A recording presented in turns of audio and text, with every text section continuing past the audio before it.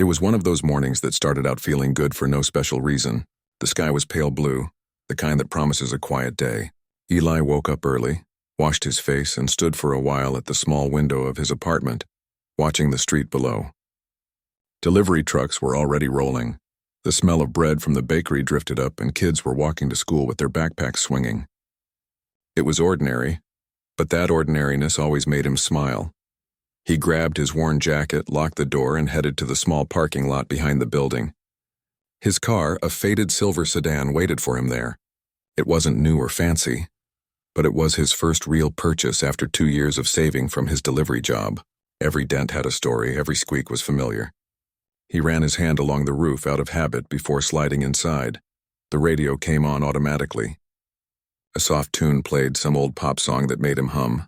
He turned onto the main road, thinking about the deliveries lined up for the day. It wasn't glamorous work, mostly groceries, takeout orders, sometimes a small parcel, but he liked it. It gave him independence. Traffic was light. The sun was still low, casting long shadows on the street. Eli drove with one arm on the window, enjoying the breeze. He thought about calling his mother later, maybe dropping by her house after work. It had been a while since they'd had dinner together. Then he noticed the flashing red and blue lights in his rearview mirror. At first, he thought it was meant for someone else. He slowed down and moved slightly to the side, expecting the car to pass. But it didn't. The patrol car stayed right behind him, lights still flashing. His stomach tightened. He glanced at his speedometer. He wasn't speeding. He had used his signal at the last turn. His registration was up to date. Still, he pulled over to the side of the road and turned off the engine. He took a deep breath and tried to steady his hands. He'd seen enough news stories to know how fast simple encounters could turn bad. He rolled down the window and waited. A tall officer stepped out of the patrol car and walked toward him. The man's face was unreadable behind his sunglasses. When he reached the window, he leaned slightly forward.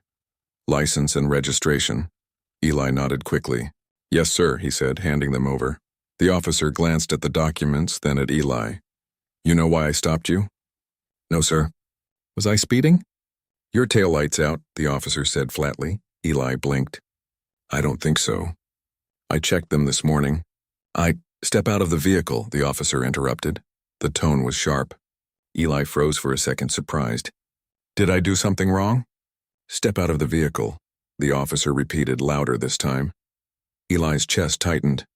He unbuckled his seatbelt and got out slowly, keeping his hands where they could be seen. Cars passed by, some slowing down to look. He could feel his heart pounding in his ears. The officer walked around the car, shining his flashlight on the taillights even though it was broad daylight. Then he circled back, his expression still hard. "Where are you headed?" he asked. "I'm on my way to work," Eli said quietly. "I do deliveries." "Deliveries?" the officer repeated. "Where do you work?" "At City Express. It's a small service near downtown." The officer nodded but didn't seem interested in the answer. He asked for insurance papers, then questioned him about where he lived, where he bought the car, who he was visiting last night. None of it sounded connected to a broken taillight. Eli answered every question, trying to keep his tone calm. Inside, though, he felt small. Every word he said seemed to bounce off a wall of suspicion. He had never been in trouble before, never even had a ticket. Yet here he was, standing on the roadside like he'd done something wrong. Another patrol car pulled up behind them. A second officer stepped out and joined the first. Eli felt his chest sink further. 2 officers now, for one man standing quietly beside his car. The first officer handed his license to the second. "Run it," he said. Eli stood still, his hands clasped in front of him. A couple walking their dog slowed down to watch. He could see curiosity and maybe judgment in their faces. The radio in the patrol car crackled. The officer listened, then nodded. "He's clear," he said to his partner. The first officer turned back to Eli. "You said you checked your lights this morning?" "Yes, sir." "Let's check again," the officer said. He gestured toward the car. "Turn on your lights," Eli obeyed. The lights blinked on, both shining clearly. The officer looked at them for a moment, his jaw tightening. Then he stepped closer to Eli again. "You have anything illegal in the car?" "No, sir," Eli said. "You mind if I take a look?" Eli hesitated. He knew he could say no, but fear made him nod instead. "You can look," he said softly. The officer opened the trunk, rummaged through the small boxes and delivery bags. Then he opened the glove compartment, the back seat, even looked under the mats. Each motion felt like a judgment. When he finally closed the door, he said, "All right." He handed back the papers. "Get that light fixed anyway." Eli wanted to say it wasn't broken, but he knew better. He just nodded. "Yes, sir." The officers walked back to their cars. Eli stood there for a moment before getting in. His hands trembled as he gripped the wheel. He sat for a while before starting the engine. When he finally pulled away, his chest ached. The radio was still playing, but he didn't hear it anymore. The morning had turned gray somehow. He drove the rest of the way to work in silence. At the delivery center, Lewis, his co-worker, greeted him with a grin. "You look like you saw a ghost. Everything okay?" Eli forced a smile. "Yeah, just got stopped by the police." "For what?" "They said my taillight was out." Lewis frowned. "Was it?" "No, I checked again." "Works fine," Lewis sighed. "Man, that's messed up." He looked at him carefully. "You okay?" Eli nodded, though he didn't feel okay. "Yeah, I'm fine." But as he went about his deliveries, the scene kept replaying in his mind. The questions, the tone, the look in the officer's eyes. It wasn't about a taillight, he knew that now. It was about something deeper, something he couldn't fix by driving carefully or speaking politely. That evening, when he got home, he told his sister about it. She listened quietly, shaking her head. "You should have recorded it," she said. "I didn't think about that," Eli said. "I just wanted it to be over," she sighed. "It shouldn't have happened at all." They sat in silence for a while. The TV played softly in the background. Eli kept staring at his car through the window. The same car that had brought him pride now looked like a reminder of helplessness. Later that night, he went outside to clear his head. He walked around the block, the cool air calming him. A few neighbors were still out, chatting on porches. He nodded politely but didn't stop to talk. When he came back, he decided to check the car again. He turned on the headlights. Both taillights shone red and steady. He stared at them for a long time. Then he switched them off, sat in the driver's seat, and rested his head against the wheel. The next morning, he woke up feeling restless. Every time he saw a police car on the road, his chest tightened. He wasn't angry yet, just uneasy, uncertain. He didn't tell his boss what had happened, didn't want to sound like he was complaining. But something inside him had shifted. A few days later, while he was unloading boxes at a small store, one of the customers approached him. "Hey, weren't you the guy who got pulled over on Maple Street last week?" Eli turned, surprised. "Yeah, that was me." "How do you know?" "I live nearby," the man said. "Saw the whole thing from my porch. Looked rough. You saw it?" The man nodded. "My wife filmed part of it. She couldn't believe how that cop was talking to you. She put it online." Eli froze. "She did what?" "Yeah," the man said. "People been talking about it." That night, Eli searched for the video. It wasn't long before he found it. The clip showed the officer's sharp tone, the unnecessary search, the way Eli stood silently with his hands in front of him. The video had already been shared hundreds of times. Comments poured in, some angry, some supportive, some skeptical. He stared at the screen, unsure how to feel.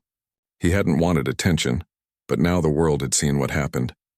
His phone buzzed with messages from friends who recognized him. Some said, "We saw the video, man. That was messed up." Others said, "You should talk to someone about it." He didn't know what to do. He didn't want to be on the news. He just wanted fairness. Over the next few days, the story grew. Local pages started discussing it. Reporters reached out. Eli avoided them. He didn't want to become that guy from the video. But inside, he was torn. Maybe this was bigger than him now. At work, Lewis showed him a headline on his phone. "Driver questioned unfairly in routine stop. Community demands answers." Eli read the article quietly. His stomach twisted at seeing his name. But beneath the fear, a spark of something else began to grow. The feeling that maybe this moment, as painful as it was, could mean something. That night, he sat again by his window, the glow of the streetlights painting soft shadows across the wall. He thought about how easily things could have gone differently, how close he'd been to losing control. He whispered to himself, "It shouldn't happen to anyone." He didn't know it yet. But that single sentence would soon become the start of a conversation that would change more than just his own life. The morning after the incident, Eli woke up with a heavy feeling in his chest. He had barely slept. He could still feel that uneasy stare on him, like he had done something wrong when he knew he hadn't. His phone buzzed nonstop with messages. Friends, coworkers, even people he barely knew were asking if he was okay. A few said they had seen the video online.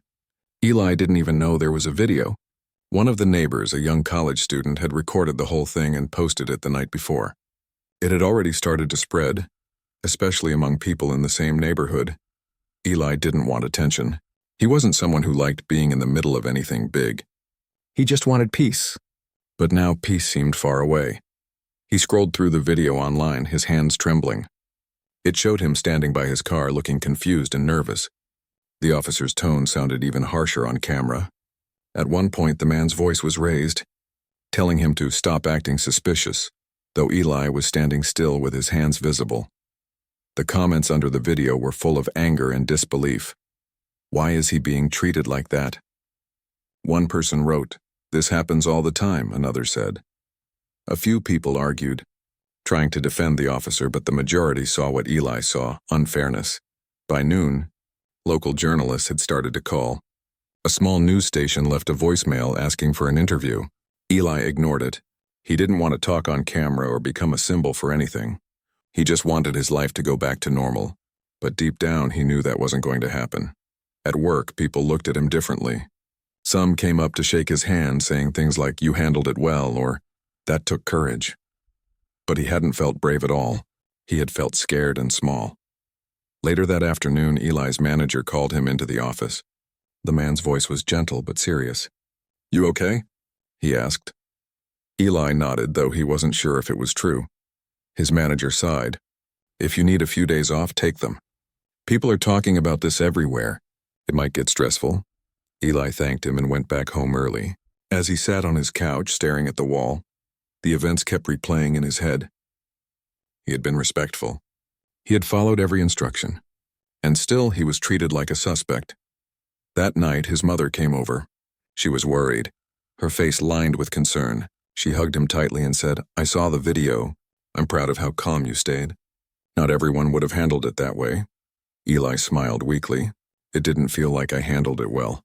She sat down beside him. "You did. You didn't let anger win. That means something." They sat in silence for a while. The sound of the TV in the background filled the room. Then she said quietly, "Things like this shouldn't happen. But now that it did, maybe it'll open some eyes." Eli didn't know what to say. He wasn't sure if he wanted anyone's eyes opened. He just wanted fairness. The next morning, things took another turn. The video had reached a wider audience. Local influencers started sharing it, calling it an example of everyday bias. Some demanded answers from the police department. Others asked for calm and understanding. By evening, reporters were outside Eli's house, cameras ready. They called his name politely, asking for a statement. He didn't open the door. He peeked through the blinds and watched them, unsure whether to feel scared or relieved that people cared.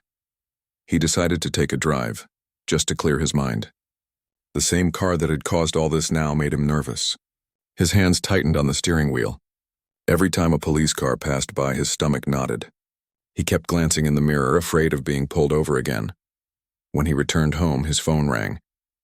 It was his best friend, a calm and thoughtful guy named Lewis. "You okay, man?" Lewis asked. "I don't even know anymore," Eli said. "I just feel watched." "I saw that video," Lewis said. "You did nothing wrong. But listen, this might not just go away. You might need to talk to someone, maybe a lawyer, maybe a reporter who's fair." "I don't want trouble," Eli said. "I just want this to stop." "I get that," Lewis replied. "But maybe this isn't only about you anymore." Eli didn't answer right away. He didn't want to think about being part of something bigger, but he also couldn't deny that people were paying attention for a reason. A few days passed. The story stayed online, spreading faster than he could keep up. The police department released a short statement saying they were reviewing the incident. They didn't mention names, but everyone knew which case they were talking about. At the grocery store, people whispered as he walked by. A few strangers came up to tell him they were sorry for what happened. One woman said, "My son went through something similar. I'm glad you're speaking up." He wasn't speaking up, though. He hadn't said anything publicly. Yet somehow his silence was saying enough. Later that week, Lewis convinced him to meet with a community organizer who worked on police fairness issues. The man was older, calm, and spoke with the kind of patience that made people listen. "I saw your video," the man said. "You handled yourself with grace." "That's not easy in a moment like that." Eli nodded slowly. "I didn't feel graceful. I felt scared." "That's understandable," the man replied. "But fear doesn't mean weakness. It means you cared about doing the right thing. You didn't give them a reason to twist your actions." The organizer explained how many people had gone through similar situations, but never got the attention Eli's video had drawn. "This might be a chance to show others what's really happening," he said. Eli leaned back in his chair. "I'm not an activist," he said softly. "I'm just a guy who was trying to get to work." "I know," the man replied. "But sometimes ordinary people end up starting important conversations." Eli didn't know how to respond. He left that meeting with mixed feelings, half hope, half fear. He didn't want to be seen as a victim, but he didn't want to be silent either. That night, as he walked home, he noticed two young kids playing with toy cars on the sidewalk. They waved at him, smiling. One of them said, "Hey, you're the guy from the video." Eli forced a smile and waved back. But when he got inside, he felt a strange sadness. He didn't want kids to grow up thinking unfairness was normal or that being treated wrongly was something to be expected. He sat down and thought about what his mother had said, that maybe his story could open some eyes. Maybe it already had. But what came after that? Would it really change anything? Or would people just move on once something new appeared online? Later that week, Eli got a letter in the mail. It was from the police department. They wanted him to come in and give a statement as part of their internal review. His hands shook slightly as he held the paper. He called Lewis. "They want me to come in," he said. "Are you going to?" "I guess I have to," Eli replied quietly. "Maybe it's time to say something." When he arrived at the station, everything felt too familiar. The same building, the same uniforms, the same uneasy feeling. But this time, he wasn't being questioned on the side of the road. He was there by invitation. Two officers greeted him politely and led him to a small room. There was a recorder on the table. They asked him to describe what had happened that morning. Eli spoke slowly and clearly, making sure not to leave out any details. They listened, took notes, and thanked him for his time. Before he left, one of them said, "We appreciate your cooperation." Outside, the air felt cold and heavy. He didn't feel relief, not yet. It was like something bigger was still waiting to happen. That evening, when he got home, he saw more messages. Strangers thanking him for his courage, people sharing their own experiences, and even a few officers saying they wanted to see things improve within the force. Eli realized that what had started as one small traffic stop had turned into a mirror for the whole town. Everyone was forced to look at what was happening, not just him, but the system itself. He still didn't feel like a hero. He still didn't like the attention, but something inside him began to shift. He started to see that staying silent might let things continue as they always had. Maybe he didn't want that anymore. He sat by his window that night, watching cars pass by under the streetlights. Each one carried someone who just wanted to get home safely, just like he had that morning. He whispered to himself, "It shouldn't be this hard to be treated fairly." As the days went by, the story continued to grow. The video was now being discussed on national news. The town's mayor announced that an independent investigation would be opened. Protesters gathered peacefully outside City Hall, holding signs that read "Fairness for All" and "Stop the Bias." Eli didn't join the protests, but he watched from a distance. Seeing people from all backgrounds, young, old, different colors and beliefs, standing together gave him a quiet sense of hope. Maybe something real could come out of this. He went home that evening and finally felt a little lighter. For the first time since the traffic stop, he allowed himself to believe that change, even small change, was possible. The fear was still there, but now it lived beside something stronger. Courage. Not the loud kind that shouted into microphones, but the quiet kind that came from facing the truth and refusing to let it be forgotten. The sun had barely risen when Eli's phone began to buzz again. Messages poured in from people he didn't know, strangers who said they had seen his video and wanted to thank him for staying calm. Some said his story gave them courage to speak up about their own experiences. Others simply said, "We're with you." He sat on the edge of his bed, reading each message slowly. It felt strange. A week ago, no one even knew who he was. Now people were talking about him on the news, sharing his photo and calling him brave. But Eli didn't feel brave. He felt tired. All he had done was exist in the wrong place at the wrong time. When he turned on the TV, his heart sank a little. The morning news was running a segment about the video again. They showed short clips, the flashing lights, the officer's voice, his nervous face. The reporter spoke about possible bias and questions about police behavior. Then, they showed a crowd gathered outside City Hall, holding signs and chanting quietly for justice. Eli turned off the TV. He didn't want to see it anymore. But even when he tried to ignore it, the story found him. People on social media tagged him in posts, news reporters called asking for interviews, and even national programs wanted to feature him. He refused them all. He wanted peace, but peace wasn't coming. That afternoon, his friend Lewis came over with takeout. He dropped the food on the table and said, "You're famous, man." Eli laughed softly. "Not the kind of famous anyone wants." Lewis nodded. "Still, people are listening. Maybe that's a good thing." "Maybe," Eli said. "But I didn't plan this. I didn't want attention. I just wanted to go to work." Lewis leaned back. "Sometimes the things we don't plan end up meaning the most. You didn't ask for this, but maybe you're helping more people than you know." Eli looked out the window. The street outside was quiet, kids riding their bikes, neighbors walking dogs. Everything looked normal, but his life didn't feel normal anymore. A few days later, a local journalist reached out again. This time her message was different. She said she wanted to tell his story from his perspective, not just about the traffic stop, but about who he was as a person. Something about the way she wrote felt sincere. After thinking about it all night, he decided to meet her. They met at a small coffee shop downtown. She had a notebook, a soft voice, and kind eyes. She asked about his job, his family, his background, not just what happened that day. He found himself talking more than he expected. "I just want people to see I'm not a headline," he said quietly. "I'm a person. I work hard. I follow the rules. And still, that morning, I was treated like a criminal." She nodded. "That's exactly why your story matters. It reminds people that behind every viral video, there's a real human being." When the article was published, it spread quickly. It wasn't angry or dramatic, and it was honest. It described Eli as calm, hard-working, and humble. It talked about how he had been stopped unfairly and how he had handled it with patience. It also mentioned that this was not an isolated incident, that many others in town had faced similar treatment. That article changed things. People who had been quiet started speaking up. The city council announced a special meeting to address community concerns. The police department, under pressure, said they would hold an internal review. Eli watched all this unfold from the sidelines. He didn't go to the meetings, but he read every word. He started to feel something new, a small spark of hope. Maybe this time people wouldn't look away. One evening, as he walked to the store, a man approached him. He was older, wearing a faded cap and a gentle smile. "You're Eli, right?" the man asked.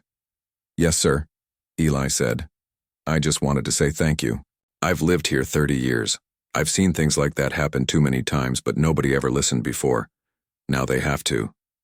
Eli didn't know what to say, so he just nodded. The man patted his shoulder and walked away. For the first time, Eli felt something stronger than fear: connection.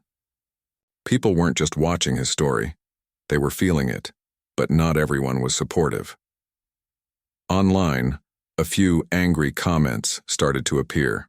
Some accused him of exaggerating. Others said he was making the police look bad. One even said he should move on and stop complaining. Eli tried not to read them, but sometimes they slipped through. They hurt. He couldn't understand how people could see the same video and still deny what happened. But Lewis reminded him, "You can't change everyone. Some people only see what they want to see." Still, Eli's story kept spreading. A national talk show reached out and asked him to appear via video call. This time he said yes, but only if the conversation would stay respectful. On the day of the interview, he sat in his living room, camera on, hands trembling slightly. The host smiled warmly and said, "Eli, first of all, thank you for joining us. Your video has touched millions. What do you hope people take away from this?" Eli took a deep breath. "I hope people understand that fairness shouldn't depend on who you are or what you look like. I didn't want attention, I just wanted to be treated with respect. That's all anyone wants." The interview went viral. It wasn't dramatic, just calm and sincere. People praised him for his composure and honesty. That same week, the police department held a press conference. The chief announced that they had placed the officer involved on temporary leave while the investigation continued. He promised transparency and better community training. It wasn't a full victory, but it was something. Eli's mother called him that night. "You did good, son," she said. "You spoke from the heart." Eli smiled. "I just told the truth." That's all you needed to do. After the interview, things became even busier. Reporters wanted follow-ups. Community leaders invited him to meetings, and schools asked if he would talk to students about staying calm under pressure. At first, he refused. He wasn't a public speaker. But eventually, he agreed to one small gathering at a local youth center. When he arrived, a group of teenagers sat in folding chairs, waiting quietly. He could see curiosity in their eyes, some hopeful, some skeptical. He took a deep breath and started talking. "I never thought I'd be standing here," he said. "That day I was scared. I thought maybe I'd done something wrong, even though I knew I hadn't. And that's what I want to tell you. Don't let anyone make you doubt your worth." The room was silent for a moment. Then one boy raised his hand. "Were you mad?" he asked. Eli smiled slightly. "At first, yes, but anger only eats you up inside. What I learned is that calm can be powerful. It doesn't mean you accept wrong things. It means you face them without losing yourself." After the talk, several kids came up to thank him. One girl said her brother had been treated unfairly too, and hearing Eli speak made her feel less alone. Eli realized then that maybe his story wasn't just about him. It was about everyone who had ever been judged too quickly. The next morning, Eli's story was everywhere again, but this time the headlines were different. They didn't just talk about police bias. They talked about hope, courage, and change. The tone had shifted. Still, not everything was easy. The investigation dragged on. Months passed without answers. Some people said the department was stalling. Others said it was complicated. Eli tried not to lose patience, but sometimes it felt like progress was moving at the speed of a snail. One evening, while out for a walk, he ran into one of the younger officers who had been present during the traffic stop. The man looked nervous but came over anyway.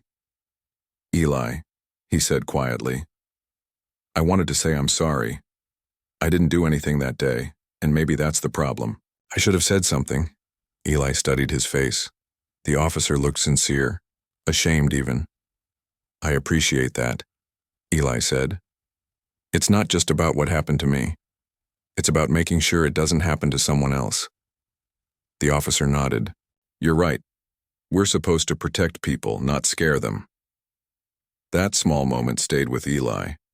It showed him that even inside the system, some people wanted things to change too. The weeks that followed were a blur of community meetings, discussions, and news updates. People debated policies, training, and accountability. It wasn't easy, but something was shifting. One night, Eli sat on his porch with Louis.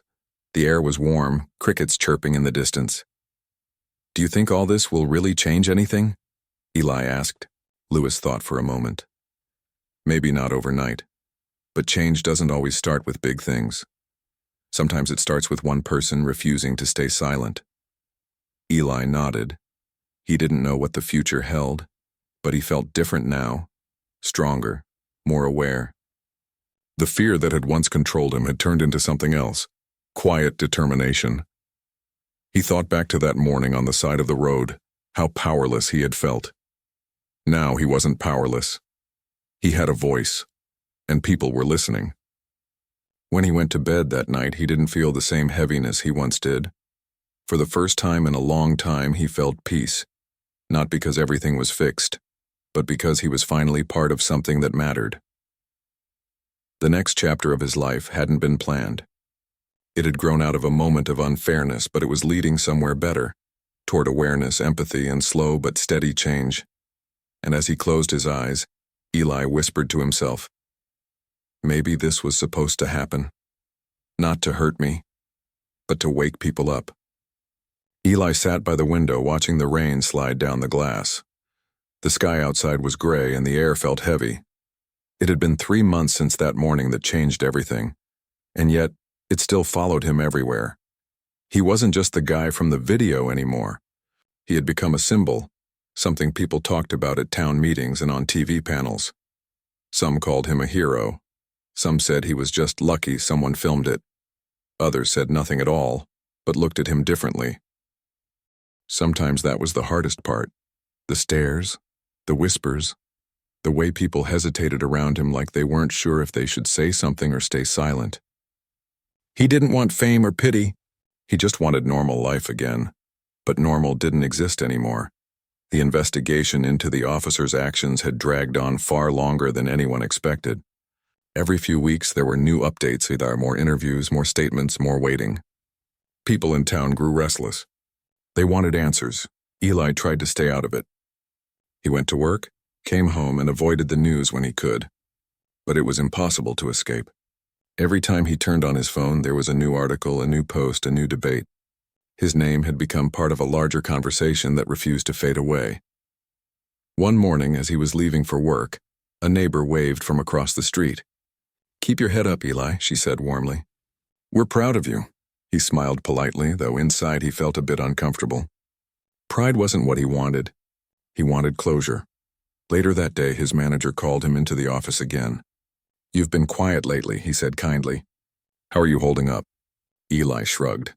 "I'm fine. Just tired." "That's understandable," his manager said. "You've been through a lot. Listen, if you ever want to talk to someone, a counselor maybe, the company can help arrange it." Eli thanked him but didn't commit. Talking about it wouldn't make it go away. That evening when he got home, there was a letter waiting on his doorstep. It was from the city's investigation board. They wanted him to attend a community hearing the following week, a public discussion where both sides would speak before the final decision was made.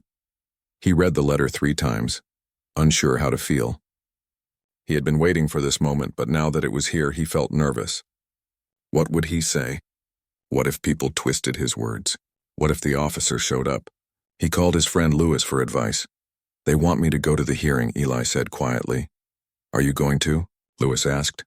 "I don't know," Eli admitted. "I don't like crowds. I don't want to make things worse." Louis paused before speaking. "You won't make things worse. You'll just tell the truth. That's what you've been doing all along." Eli sighed. "I guess you're right." The week leading up to the hearing felt long. Reporters mentioned it constantly. Community leaders encouraged people to attend peacefully. The police department said they would cooperate fully. When the day finally came, the city hall was packed. People filled the seats, standing in the aisles waiting for answers. Cameras were set up in the back, though Eli tried to ignore them. His palms were sweating as he sat near the front, waiting for his turn. The board members asked everyone to remain calm and respectful. The first few speakers were local residents, some angry, some emotional. They talked about fairness, respect, and the need for trust between police and community. Then it was Eli's turn. He stood up slowly, his heart pounding in his chest. The room grew quiet. He took a breath and began to speak. "I didn't come here to attack anyone," he said softly. "I came because I want things to be better, not just for me, but for everyone. That morning I was treated like a suspect before I was treated like a person. No one deserves that." He paused, his voice shaking slightly. "I followed every instruction. I stayed calm. But it still didn't matter. And when I looked around later and saw how many people said they had gone through the same thing, I realized it's not just about me. It's about trust. It's about feeling safe." People in the room nodded quietly. Some wiped tears from their eyes. Eli continued, "I believe most officers want to do the right thing. But sometimes the way people are treated depends on things that shouldn't matter.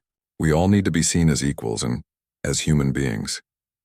When he finished, there was a moment of silence followed by gentle applause. He sat back down, feeling a strange mix of relief and exhaustion. Then, to his surprise, the officer involved in the incident stood up to speak. The room tensed immediately. The man looked uncomfortable, his hands gripping the edge of the podium.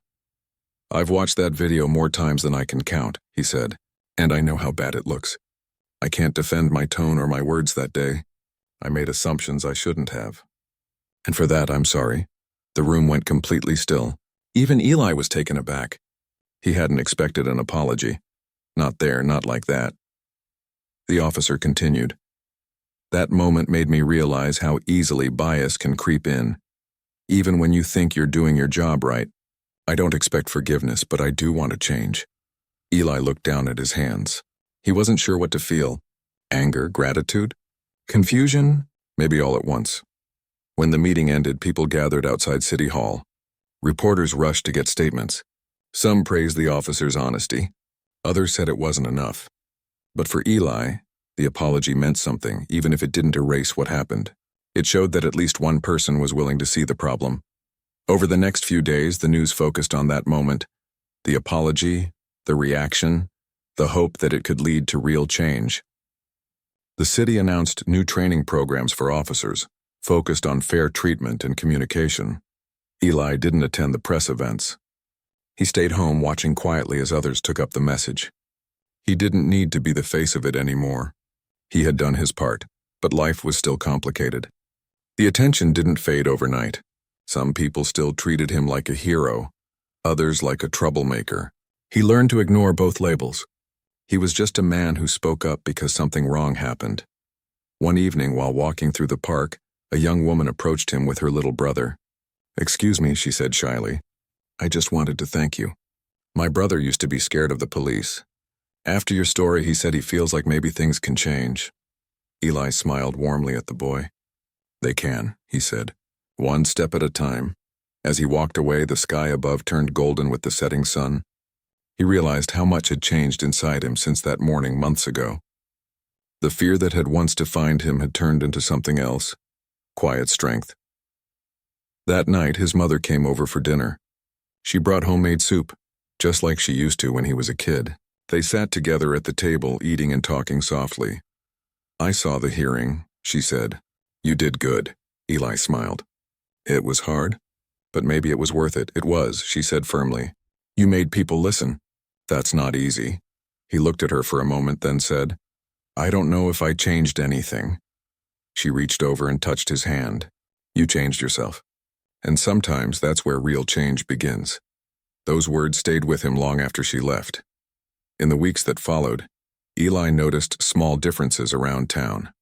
Police cars parked closer to community centers instead of dark corners. Officers joined neighborhood meetings, shaking hands and listening instead of just giving orders. It wasn't perfect, but it was a start. One afternoon, while driving home, he stopped at a red light and noticed a patrol car beside him. The officer inside looked over, nodded, and smiled. Eli hesitated, then nodded back. For the first time, it didn't fill him with dread. Later that night, he sat on his porch, the same porch where months earlier he had sat in silence, unsure what to do. The world outside was quiet. Fireflies blinked in the darkness. He took a deep breath and realized he wasn't afraid anymore. The storm that had turned his life upside down had also taught him something. That courage doesn't always come from loud voices or big crowds. Sometimes it comes from standing your ground quietly, even when no one else understands. And though the story had started with a moment of unfairness, it was now leading to something far better: awareness, compassion, and the slow rebuilding of trust.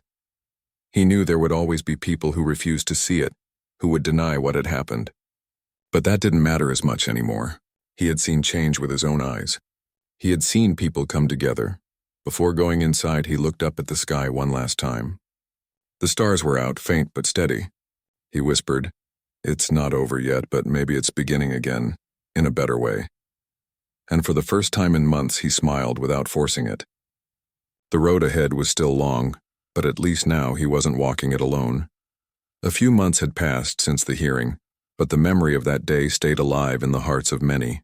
People still talked about it at the grocery store, in classrooms, and even in quiet corners of cafes. The town wasn't perfect now, but something in its air had changed. There was a softness, a new kind of awareness. Eli noticed it most on ordinary days. He'd be walking home from work and strangers would nod or wave, not out of pity, but respect. A few even stopped to share small stories. How they spoke differently to someone because of what they learned from his experience. How they stood up for someone being treated unfairly. Those moments gave him a quiet kind of peace. He had returned to his routine, but life didn't feel the same. The world had opened up and he felt like he was seeing things clearer now. Every face, every interaction carried something deeper. He understood now how quickly people could judge, how fast a moment could shift a life. One morning, Eli received a letter from the mayor's office. They were organizing a community program to rebuild trust between police and citizens, and they wanted him to help. The letter said, "Your voice started something real. We believe it can guide us forward." Eli sat with the letter for a long time. He wasn't sure if he was ready. He had never seen himself as a leader. He was just someone who spoke up because silence didn't feel right anymore. That night he called Lewis again. "They want me to help lead this program," he said quietly. Lewis laughed lightly. "Of course they do. You're the reason it exists." "I don't know, man," Eli said, rubbing his forehead. "I don't want to stand on a stage or give speeches." "That's not me." "You don't have to," Lewis said. "Just be you. People listen because you're real." That advice stuck with him. So he agreed to help, not as a public speaker, but as a listener. His job was simple: attend meetings, talk to both sides, and make sure everyone felt heard. The first meeting was awkward. Police officers sat on one side, community members on the other. The air was thick with tension. No one wanted to speak first. Eli sat in the middle, feeling the weight of every silent second. Finally, an older woman raised her hand. "I've lived here 40 years, she said softly. "And I've seen things get worse before they got better.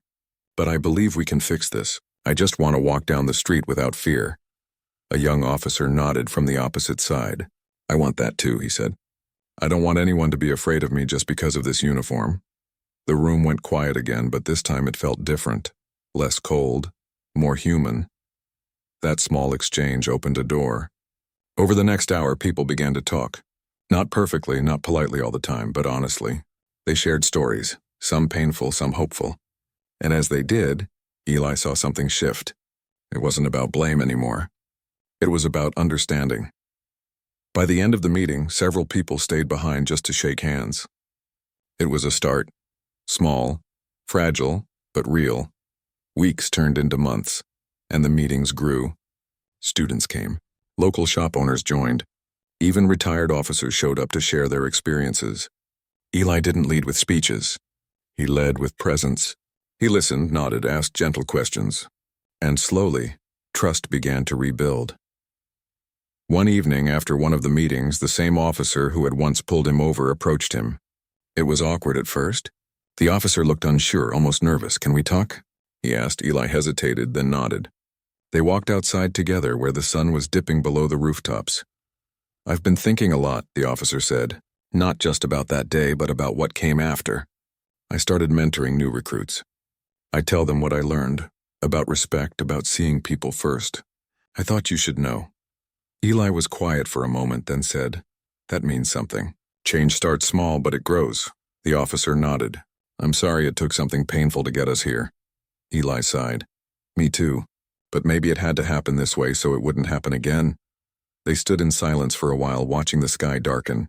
It wasn't friendship exactly, but it was understanding, and that was enough. That night, Eli went home and sat on his porch again. The same spot where months ago he had sat, lost in anger and confusion. This time, the quiet felt peaceful. The world outside hummed softly. Kids laughing in the distance, crickets singing, the faint buzz of streetlights. He thought about everything that had happened. The fear, the attention, the long path toward healing. He realized now that change isn't one big thing that happens all at once. It's a chain of small acts, one person deciding to see another with kindness instead of suspicion. The next day, Eli was invited to visit a local high school. The students were learning about fairness and justice, and the teacher wanted him to share his experience. He agreed, though he felt nervous again. When he arrived, the students greeted him with curiosity. They asked questions, Not about the viral video, but about how he felt, how he stayed calm, how he found forgiveness. One student asked, "Were you scared that day?" Eli nodded. "Yes, very, but fear doesn't have to make you bitter. It can teach you strength if you listen to it." Another asked, "Do you hate the officer now?" Eli paused before answering. "No, hate doesn't fix anything. It just keeps you stuck. I don't forget what happened, but I try to understand it. That's harder, but it's better." The students clapped softly when he finished. The teacher thanked him, saying, "You didn't just tell your story. You gave them a lesson in humanity." When Eli left the school, he sat in his car for a moment, letting the warmth of that moment sink in. He realized he wasn't just healing himself anymore. He was helping others heal too. Over the next few months, he kept working quietly with the community group. The city even created a new program where officers volunteered in local shelters and schools. The tension that had once filled the air slowly began to ease. One spring morning, Eli walked into the local cafe. The owner greeted him with a wide smile. "You're the guy who changed our town," she said playfully. He chuckled. "I didn't change anything. People did." "Yeah," she said, pouring his coffee. But someone had to start it. He took a sip and looked around the cafe, at people laughing, talking, living their ordinary lives. That was what all of this had been for. Not fame, not justice alone, but peace. Later that day, Eli visited the small memorial garden near City Hall. The community had built it to honor the idea of unity. A quiet space with benches, flowers, and a plaque that read, "Let understanding be louder than fear." He sat there for a long time, watching the sunlight flicker through the trees. Nearby, a group of kids ran through the grass, their laughter echoing. He smiled. It reminded him that the future always starts with the young, with how they see, how they learn, how they choose to treat others. Before leaving, Eli pulled out his phone and typed a message to Lewis. "It's strange how life works. One bad moment turned into something good." Lewis replied a few minutes later, "That's because you didn't let the moment define you. You defined it." That night, as rain began to fall softly again, just like it had that very first night, Eli sat by the window and watched the water slide down the glass. He remembered how lost he had felt then, how heavy everything seemed. But now the rain didn't feel sad. It felt cleansing, like the world was being washed new again. He thought about forgiveness, how it doesn't erase pain but turns it into something meaningful. How healing isn't about pretending things didn't happen, but learning to move through them. He whispered to himself, "Maybe that's the real victory. Not revenge, but peace." As months turned to years, Eli's story became less about the incident and more about what followed. People began to tell it not as a tragedy but as a turning point, a story about courage, humility, and the slow but powerful change that begins when one person refuses to stay silent. He was invited to speak at different events across nearby towns, not as a victim, but as someone who reminded others that good can rise from pain. Each time he told the same truth. Change begins when we see each other as human, and even after the cameras stopped showing up and the reporters moved on, the impact stayed. People treated each other a little differently. Officers walked through neighborhoods with open smiles instead of suspicion. And kids grew up in a town where the story wasn't about hate, but about what love and truth can rebuild. Years later, Eli would sometimes walk past the same street where it all began. The traffic light was still there, the same corner, the same stretch of asphalt, but now it didn't hold fear anymore. It was just another street, a reminder of a moment that had changed everything, not because it was terrible, but because of what came after. He stood there one evening, watching cars roll by, headlights flickering in the dusk. He took a deep breath and whispered softly, "Thank you." It wasn't gratitude for what had happened, but for what he had learned, that courage isn't loud, forgiveness isn't weakness, and that real change always begins inside one heart before it reaches the world. Then he turned and walked home, the city lights glowing softly behind him, each one a reminder that even in the darkest moments, there's always a way forward. If people are willing to see each other, really see each other, as human beings first, and that's how Eli's story ended. Not with anger, but with peace. Not with fame, but with quiet strength. A reminder that one small moment of injustice can open a door to something far greater. A community reborn. and a man who found light after darkness.